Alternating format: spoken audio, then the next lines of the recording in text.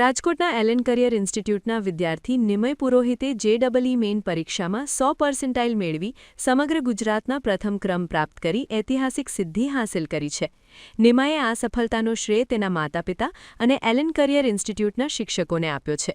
નિમયના પિતા ડોક્ટર હર્ષલ પુરોહિતે જણાવ્યું હતું કે બાળકની સફળતા માટે ઘરમાં શિસ્તબદ્ધ ટાઈમટેબલ, પૌષ્ટિક આહાર અને માનસિક શાંતિ આપતું વાતાવરણ હોવું ખૂબ જરૂરી છે, જેમાં વાલીઓએ મિત્ર બનીને બાળકને પ્રોત્સાહિત કરવું જોઈએ. બીજી તરફ એલન ઇન્સ્ટિટ્યૂટના અમૃતાંશ મુખર્જીએ જણાવ્યું હતું કે સંસ્થા દ્વારા પાયાથી જ કરવામાં આવતી સચોટ તૈયારી અને રેગ્યુલર ટેસ્ટ સિરીઝના પરિણામે નિમાએ ગુજરાત ટોપર બનીને સંસ્થાનું ગૌરવ વધાર્યું છે. નિમાએ હવે આગામી બોર્ડ અને એડવાન્સ પરીક્ષાઓમાં પણ આવું જ ઝળહળતું પરિણામ લાવવા માટે મક્કમ નિર્ધાર સાથે મહેનત કરી રહ્યો છે. મારું નામ નિમય પુરોહિત છે અને હું રાજકોટ એલએનમાં અભ્યાસ કરું છું. JEE મેઇન્સમાં ગુજરાત ટોપર બનવાની બહુ ખુશી છે. નોર્મલી તો સવારે હું 7-8 વાગે ઉઠી જાઉં અને પછી 3 કલાક સવારે ભણવાનું, પછી લંચ, પછી કલાક એક રમવાનું, પછી પાછું 3-4 કે ક્યારેક 5 કલાક ભણવાનું, પછી ડિનર, પછી પાછું 1 કલાક રમવાનું અને પછી થોડુંક ભણીને સૂઈ જવાનું. અઘરા જે પણ જેમ કે કોઈ પણ સમ ન થાય તો તમારે મેઇન તો એ ફોકસ કરવાનું કે એ સમ કેવી રીતે સોલ્વ થાય એ તમારે જાણવાનું, તમારે ફેકલ્ટીઝ ડાઉટ કાઉન્ટરમાં જઈને, અને એ તમને ખબર પડી જાય તો તમારે એ મેથડ યાદ રાખવાની કે આવું કંઈક આવે તો હવે થઈ જશે. ક્યારેક પણ ધ્યાન ભટકે તો તમારે પહેલાં તો ટ્રાય કરવાની કે એ ધ્યાન ન ભટકે, અને જો હજી ભટકતું હોય તો પેરેન્ટ્સને કહેવાનું તો એ ગાઈડ કરે તમને. સોશિયલ મીડિયામાંના ડિસ્ટ્રેક્શન તો પહેલાં તો સોશિયલ મીડિયા મારું હતું જ નહીં, ખાલી યુટ્યુબ જ હતું, ઇન્સ્ટાગ્રામ કે એવું કાંઈ હતું નહીં, તો એટલે જ મોસ્ટ તો ડિસ્ટ્રેક્શન થાય જ નહીં. બાકી યુટ્યુબ બહુ જોતો નહોતો કારણ કે બહુ કંઈ જરૂર નથી પડતી. મા બાપનો સૌથી વધારે ફાળો છે, કારણ કે તમને સપોઝ ટેસ્ટમાં ઓછા નંબર આવ્યા હોય કે કંઈક પણ હોય તો તમને કહે કે આ ફાઇનલ એક્ઝામ નથી, આ તો હજી એક મોક ટેસ્ટ જ હતી, તો હજી તમે સારું કરી શકો, પોટેન્શિયલ છે તમારામાં. દરરોજ ઉઠાડવાનું કામમાં હોય, પછી કાંઈ પણ દરરોજ જમવાનું ને આખો daily time table set mummy papa જ કરે. પહેલાં તો કોઈ પણ જે એક્ઝામ માટે તમારે સ્પીડ તો જોવે જ, અને સ્પીડ તમારી આવી જાય તો પેપર પતી જાય, પણ મેઇન તો પેપર એકવાર પાછું ચેક કરવાનું, કારણ કે કાંઈ ભૂલ કરી હોય તમે તો એ સુધરી શકે એમાં. પ્રેઝન્ટેશન તો બોર્ડમાં હોય કે બોર્ડ એક્ઝામ્સમાં કાંઈ પણ ના હોય તો તમારે જેટલું આવડતું હોય એ બધું લખવાનું, અને એમાં લખવાનું એવી રીતે કે થોડુંક ઇમ્પ્રેસિવ લાગે અને થોડુંક મોટું લાગે, એટલે એ કોઈ પણ જે ચેક કરતો હોય એને લાગે કે હા આવડે છે આને. એલએનની ફેકલ્ટીઝ અને એલએન આખી એઝ એન ઇન્સ્ટિટ્યૂટનો સૌથી મોટો એકેડેમિકલી ફાયદો છે, કારણ કે કાંઈ પણ ડાઉટ આવે કે કાંઈ પણ કોન્સેપ્ટ ન ક્લિયર હોય, કાંઈ પણ તકલીફ થતી હોય, જેમ કે કોઈ પણ તમે ટેસ્ટ આપી એમાં થોડાક સમ ન થયા અને તમે ઘરે આવીને પણ નથી સમજાતા કે કઈ રીતે, તો તમે કાં તો વોટ્સએપ કરીને કાં તો ડાઉટ કાઉન્ટરમાં જઈને એ ક્લિયર કરી શકો છો. મારું નામ છે ડૉક્ટર હર્ષલ પુરોહિત. હું ફિઝિયોથેરાપિસ્ટ છું. HJ દોશી હોસ્પિટલમાં છેલ્લા 26 વર્ષથી કામ કરું છું. ઘણું અને ખૂબ સારું ફીલ થઈ રહ્યું છે. છોકરાઓની ખૂબ હાર્ડ મહેનત હોય છે, અને ઓલમોસ્ટ 4 વર્ષથી JEE માટે લોકો ટાર્ગેટ કરતા હોય છે. 4 વર્ષની મહેનત પછી બાળકને આવી જ્વલંત સફળતા મળે તો મા બાપ તરીકે ખૂબ આનંદ થાય. મારું તો કહેવાનું એવું છે કે આ એક ઇકોસિસ્ટમ છે, જેમાં તમારે એક બહુ સારું એન્વાયરમેન્ટ બાળક માટે ક્રિએટ કરીને રાખવું પડે. એન્વાયરમેન્ટની અંદર એનું ટાઈમ ટેબલ મેન્ટેન કરવાની જવાબદારી સામાન્ય રીતે માતા અને પિતાની બંનેની હોય. સામાન્ય રીતે પિતા તો એના કામમાં ઓક્યુપાય હોય તો મોસ્ટલી આ જવાબદારી માતા પર જ રહેતી હોય છે. એટલે ટાઈમ ટેબલ ત્યાંથી સારું થાય કે ક્યારે ઉઠાડવાના છે, શું પ્રકારનું તમે ખવડાવશો જેથી બાળકની હેલ્થ સારી રહે. બધા પ્રકારના એને ફૂડ અલગ અલગ વેરાયટી મળતી રહેવી જોઈએ, છતાં પણ બહારના ફૂડનો થોડો એક્સપોઝર ઓછો રહે, ઘરનું જ ફૂડ રહે, સમયસર મળી રહે, સમયસર એની ઇન્સ્ટિટ્યૂટ સુધી એ પહોંચી જાય, સમયથી એને પાછા લઈ આવવાની સગવડતા કરવી પડે, એનો સમય બચાવવો પડે. બાળકને મોબાઈલ વાપરવા પણ દેવો પડે, ભણવા માટેના પર્પઝ માટે, ડાઉટ સોલ્વિંગ કરવા માટે, કોમ્યુનિકેશન કરવા માટે. છતાં પણ બાળક એ ઇકોસિસ્ટમમાં એવી રીતે સચવાયેલું રહે કે મોબાઈલનો વધુ પડતો ઉપયોગ ન થાય, એ પણ ફરજ મા બાપની જ છે. એટલે મા બાપે એક લોજિસ્ટિક ફેસિલિટી પ્રોવાઈડ કરવી પડે, એક એન્વાયરમેન્ટ પૂરું કરવું પડે, અને ઘરમાં એક હેલ્ધી એન્વાયરમેન્ટ કરવું પડે કે જેથી બાળકને એમ પણ ન કહી શકે કે આજે તને માર્ક ઓછા આવ્યા તો બેટા કેમ ઓછા આવ્યા, અને ખૂબ સારા માર્ક આવે તો એમ પણ એમને કહે કે ઓ બહુ સરસ આવી ગયા છે, હવે તો તારે કંઈ કરવાની જરૂરિયાત નથી, એમ પણ ન કહી શકાય. મા બાપે બંને બાજુ બેલેન્સ કરીને ચાલવું પડે. મા બાપને આ બેલેન્સ કરીને ચાલવું પડે એ અમે તો એવું લાગે છે કે બેધારી તલવાર જેવું હોય છે. જે દરેક મા બાપે આ જર્નીમાંથી પસાર થતા હોય તો એ પ્રોપરલી મેનેજ કરવું જોઈએ, ઇકોસિસ્ટમ બનાવવી જોઈએ, એન્વાયરમેન્ટ મેન્ટેન કરવું પડે, જેથી બાળક મોટિવેટેડ રહે અને થોડું કંટ્રોલ સિસ્ટમમાં રહે, જેથી એનું ધ્યાન બીજી જગ્યાએ ડાયવર્ટ ન થઈ જાય. કારણ કે અત્યારે ધ્યાન ડાયવર્ટ થઈ જવા માટે સોશિયલ મીડિયામાં અને માસ મીડિયામાં ખૂબ બધા પ્રલોભનો અને જોવા માટેના ઓપ્શન્સ મળતા હોય છે. અને સાથે ઇકોસિસ્ટમમાં એક મેન્ટેન કરવું પડે, બાળકને રોજ રમવા માટેનો થોડો સમય મળવો જોઈએ. અમે એવું જોયું છે કે આ નિમય છે તો છેલ્લા 5 કે 7 વર્ષમાં એ રોજ 1.5 થી 2 કલાક તો રમ્યો જ હશે. ડેઇલીનું એનું 1.5 થી 2 કલાકની તો એની રમતગમત હોય છે. એ આખા દિવસ દરમિયાન એની ડિસ્ટ્રીબ્યુટેડ હોય અવર્સ, પણ એ ડેઇલી રમે છે અને એમાં એની નિયમિતતા ખૂબ સારી હોય. અને સૌથી સારું બાળક ઓપન જ્યારે રમતું હોય ને ત્યારે જ તમારી સાથે કોમ્યુનિકેટ કરે. એટલે એ સમય દરમિયાન બાળકને રમવાનો ટાઈમ પણ દેવો જોઈએ ને એ દરમિયાન આપણે કોમ્યુનિકેટ પણ કરી શકીએ. એ રીતે મા બાપે ઘરમાં એન્વાયરમેન્ટ મેન્ટેન કરવું પડે. અભ્યાસ માટે સામાન્ય રીતે પ્રોત્સાહિત કરવાનો ફાળો જ્યારે તમે એલએનની અંદર હો ત્યારે મા બાપ ઉપર બહુ નથી આવતો હતો. મોસ્ટલી એ કામ છે ને એલએનના ઇન્સ્ટિટ્યૂટના સર છે, ટીચર છે, બધી ફેકલ્ટીઝ છે, એડમિનિસ્ટ્રેટિવ સ્ટાફ છે, એ લોકો મોટિવેટ કરતા હોય છે. અને રેગ્યુલર એક્ઝામ લેવાતી હોય તો એ એક્ઝામ દરમિયાન એનું પ્લસ ઓર માઇનસ જે થાય એમાં ફેકલ્ટીઝ એને મોટિવેટ કરતી હોય.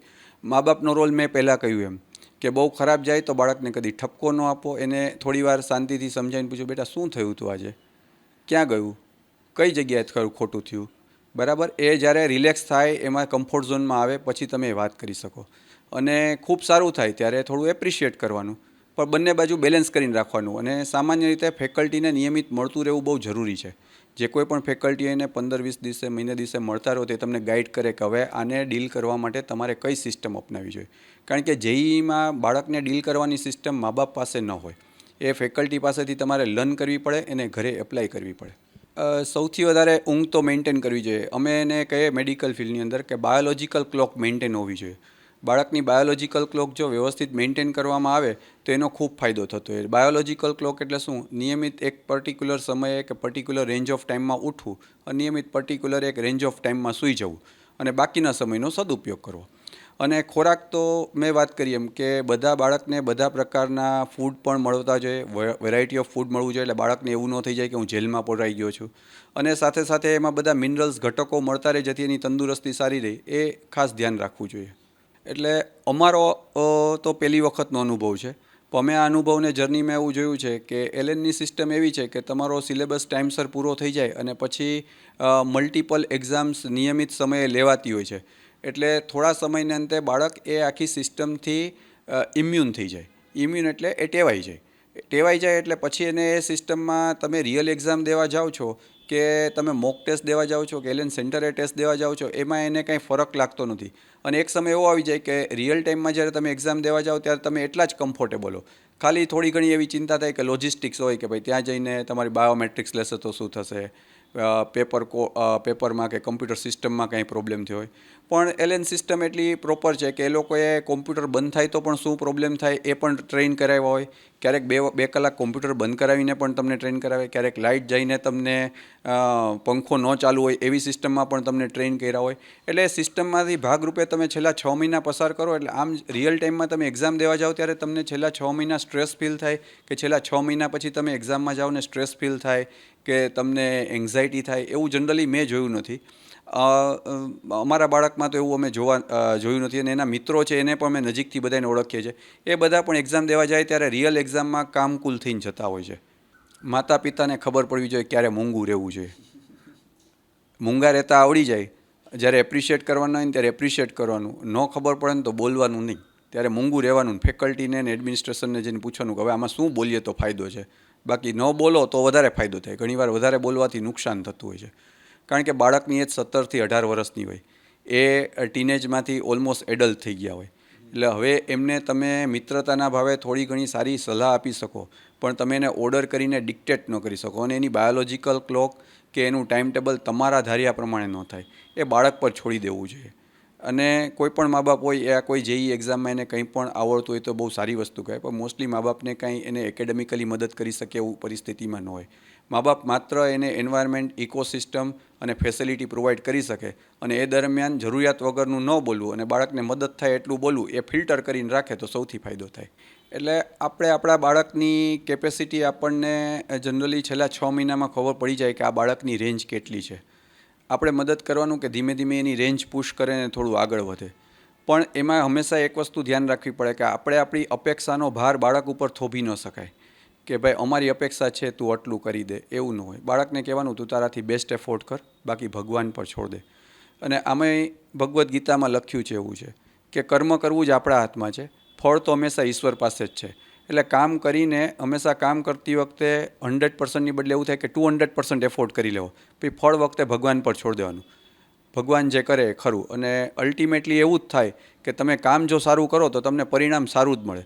મોસ્ટલી એવું થાય કે મા બાપને પોતાને બાળકને એફોર્ડ કરતા હોય ને ત્યારે એફોર્ડ કરવા કરતાં પરિણામમાં વધારે રસ હોય. એટલે બાળકને હંમેશા પરિણામ માટે આપણે ફોર્સ કરીએ એના કરતાં બાળકને એફોર્ટ માટે આપણે વધારે ફોર્સ કરીએ કે તું તારો બેસ્ટ એફોર્ટ લગાવ, તું 100%ની બદલે 110% એફોર્ટ લગાવ. એફોર્ટ લગાવો, પછી પરિણામ માટે બાળકને ફોર્સ ન કરવો જોઈએ. ભણતર તો એક ડોમેઇન છે ભણવા માટે. ભણતર કરતાં તો જિંદગીમાં સૌથી વધારે કામ આવશે ગણતર કામ આવશે. અને એક બાળકની અંદર આખા આપણે ઇકોસિસ્ટમની વાત કરીએ તો એક આધ્યાત્મિક ઇકોસિસ્ટમ એ સ્પિરિચ્યુઆલિટી એ રાખવી જોઈએ, જેમાં બાળકને હંમેશા એક એવો ખ્યાલ આવવો જોઈએ કે આપણે કરીએ પછી આપણને ફળ મળવું જરૂરી નથી. અને જો આપણને ફળ ન મળે તો એ પરિસ્થિતિની અંદર આપણે નાસીપાસ થઈ અને આપણે પાછા પડીએ નહીં, એના કરતાં બીજી વખત પાછી વધારે ઝડપથી મહેનત કરીએ. અને આ જેઈની જર્ની જુઓ તો કોઈ પણ બાળક હોય, આ અમારે નિમય છે અથવા બીજા કોઈનું છોકરું હોય, તો બધાય અપ્સ એન્ડ ડાઉન્સમાંથી પસાર થઈને જ ગયા હોય. કોઈ દિવસ તમારો સારો રહે, કોઈ દિવસ કોઈ સ્પેલ તમારો ખરાબ છે કે તમારે 1-1.5 મહિના સુધી ખરાબ થાય, પછી પાછા તમે ઊભા થાવ, પાછા તમે આગળ વધો. તો એ તો બેસવું, ઊભા થવું, પડવું અને આગળ વધવું એ જિંદગીનો ક્રમ છે. એ પ્રમાણે આગળ વધવાનું. મારો કે આજે કશું નથી થયું તો એનાથી જિંદગી થોડી પૂરી થઈ જાય છે. આ તો આખા સોસાયટીની અંદરથી 1% જ છોકરા છે કે જે આમાં સારું પરફોર્મ કરે છે, બાકીના 99% જ લોકો સારું કરતા જ હોય છે. એટલે લોકો આ ન થાય તો બીજા સારા એવન્યુઝ ગોતીને આપણે આગળ વધવું જોઈએ. मेरा नाम अमृताश मुखर्जी है, मैं एलएन राजकोट का सेंटर हेड हूँ। देखिए, जेई की तैयारी के लिए मैथ्स के फंडामेंटल्स बहुत इम्पोर्टेंट होते हैं। तो क्लास 9th-10th में मैथ्स के बेसिक्स को मजबूत करना, बोर्ड एग्ज़ाम्स में अच्छे से परफॉर्म करना, और उसके बाद हम यहाँ पर 11th-12th से जेई की तैयारी करवाते हैं। हमारे कुछ कोर्सेज हैं जो 9th-10th में भी बच्चों को प्रिपेयर कराते हैं। फाउंडेशन कोर्सेज होते हैं जहाँ पर हम बच्चों को मैथमेटिक्स ख़ास तौर से ज़्यादा मजबूत कराते हैं, जिससे वो 11th-12th में जेई की तैयारी बेहतर तरीके से कर सकें। और हमारा दाखला जो है वो ऑलरेडी चालू ही है। अप्रैल से बैचेस स्टार्ट होने वाले हैं। देखिए, टीचर्स की बात करें तो सीनियर डिवीज़न में करीबन 30 स्टाफ हैं, हमारे टीचर्स हैं, और करीबन 20 टीचर्स जो हैं वो 6 से लेकर 10th की क्लासेस लेते हैं। हमारे यहाँ साइंस 6 से लेकर 10th तक जब पढ़ाई जाती है तो उसमें भी फिज़िक्स, केमिस्ट्री, मैथ्स के अलग टीचर्स होते हैं। साथ में यहाँ सोशल स्टडीज़ और इंग्लिश की भी क्लासेस हम लेते हैं। तो ये तो 6 से 10 तक की बात हुई। 11th-12th में सभी टीचर्स जो हैं वो कई सालों का, करीबन मिनिमम 10 इयर्स का एक्सपीरियंस तो उनका है ही। कुछ टीचर्स मोर देन 20 इयर्स से भी ज़्यादा एक्सपीरियंस होल्डर्स हैं। और सभी लोगों को जेई एडवांस में और जेई मेंस में और नीट में बहुत सारे बच्चों को उनके ड्रीम कॉलेज तक पहुंचाने का अनुभव है। और एजुकेशन वाइज सब या तो मास्टर डिग्री होल्डर्स हैं या फिर खुद इंजीनियर्स हैं या आईआईटी से पास आउट्स हैं। वातावरण बिल्कुल शैक्षणिक होता है, बिल्कुल एजुकेशनल एनवायरनमेंट है। जैसे स्कूल वगैरह में क्लासेस होती हैं वैसे ही प्रॉपर टाइम पर क्लास स्टार्ट होती है, बीच में क्लासेस के ब्रेक होता है। क्लासेस हमारे 1.5 घंटे की होती हैं, तो पूरे उस दौरान टीचर जो है कंटेंट डिलीवरी, प्रॉब्लम सॉल्विंग, मतलब यहाँ पर सिर्फ पढ़ाई नहीं होती, यहाँ पर ट्रेनिंग होती है ना। Coaching institute means training institute, जो आपको JEE Main, JEE advance, NEET में आने वाले सवालों की प्रैक्टिस करवाई जाती है। यहाँ पर कैसे उनको सॉल्व करना, कैसे बच्चों के डाउट्स आते हैं तो उन डाउट्स को हम हैंडल करते हैं। तो इस तरीके से पढ़ाई होती है। देखिए हम जैसे हमारे यहाँ टेस्ट होते हैं तो हम उनके परफॉर्मेंस का आकलन करते हैं कि कौन कितना मार्क्स ला पा रहा है। अब जो लोग मान लो कि ज़्यादा अच्छे मार्क्स लाते हैं तो उनकी रिक्वायरमेंट फिर बदल जाती है, और जो लोग कम मार्क्स लाते हैं तो उनकी रिक्वायरमेंट भी बदल जाती है। हर एक लेवल पर अलग तरीके की टीचिंग की ज़रूरत होती है। तो इसके आधार पर हम सभी को जिस तरीके की उनको रिक्वायरमेंट है, जैसा मटेरियल उनको चाहिए, जैसे जितनी देर उनको समझाने की ज़रूरत है, उसी के हिसाब से हम उनको बच्चों को डिलीवर करते हैं। देखिए स्ट्रेस तो एग्ज़ाम का रहता ही है, लेकिन अगर आप उस स्ट्रेस की प्रैक्टिस करते हो तो आपको स्ट्रेस से आप यूज़ टू हो जाते हो, आप आदी हो जाते हो। तो वही चीज़ है, हमारे यहाँ पर रेगुलर बेसिस पे टेस्ट चलते ही रहते हैं। तो हर 2 हफ्ते के बाद हम एक JEE Main pattern, JEE advance pattern और नीट पैटर्न टेस्ट कंडक्ट करते हैं, जो साल में कितने होगा, महीने के 2 और साल के करीबन 20 से 24 एग्ज़ाम्स हम कंडक्ट कराते हैं। फिर एग्ज़ाम से पहले लगभग हर दिन हम एग्ज़ाम कंडक्ट कराते हैं। तो इस तरीके से इतने ज़्यादा एग्ज़ाम देने के बाद एग्ज़ाम देना उनकी एक नेचुरल प्रवृत्ति बन जाती है, नेचुरल प्रोसेस बन जाता है, और वो स्ट्रेस वाला फैक्टर उन पर उतना इफ़ेक्ट नहीं डालता। तो मैं यही कहूँगा कि आप जब भी स्ट्रेस से बचना चाहें तो ज़्यादा से ज़्यादा टेस्ट दें। जे एडवांस की तैयारी के लिए क्लास 11 से ही आपको पहले दिन से ये मान लेना है कि ये एक 2 साल का मैराथन है, और मुझे एक भी दिन जो है अपना गंवाना नहीं है ना। शुरुआत में बच्चे 10th से 11th में आते हैं तो उनकी पढ़ने की इतनी आदत नहीं होती है, 10th में इतना पढ़ना नहीं पड़ता। तो 11th में आकर जब उनको पता चलता है कि काफ़ी पढ़ना पड़ता है, एक एक सब्जेक्ट यहाँ पर पूरे सिलेबस जितना हैवी है, तो वो स्ट्रेस में आ जाते हैं और फिर मिस करने लगते हैं, रोज़ का रोज़ काम नहीं करते। तो सबसे इम्पॉर्टेंट बात यह है कि रोज़ का रोज़ काम आपको करना है, चाहे कितना ही समय लगे। आज का जो काम आज जो पढ़ाया गया है उसे आज ही ख़त्म करना, उसके होमवर्क को आज ही ख़त्म करना, उसके डाउट्स को आज ही ख़त्म करना, अगले दिन उसको जाके पूछना, और फिर अगले दिन की कहानी यहाँ से शुरू होती है। अगर ये रोज़ का रोज़ कोई करता है, हर दिन की जंग कोई जीतता है, तो लास्ट में जीत उसकी होती है।